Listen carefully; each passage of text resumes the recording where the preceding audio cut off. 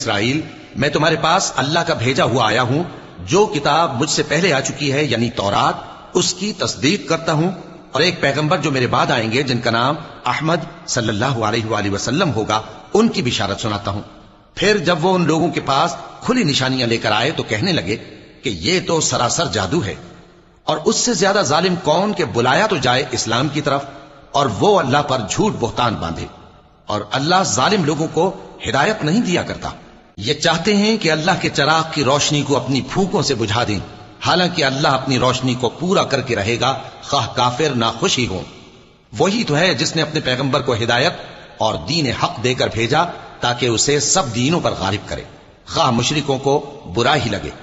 مومنو، میں تم کو ایسی تجارت بتاؤں جو تمہیں عذاب علیم سے نجات دے، وہ یہ کہ اللہ پر اور اس کے رسول صلی اللہ علیہ وآلہ وسلم پر ایمان لاؤ، اور اللہ کی راہ میں اپنے مال اور جان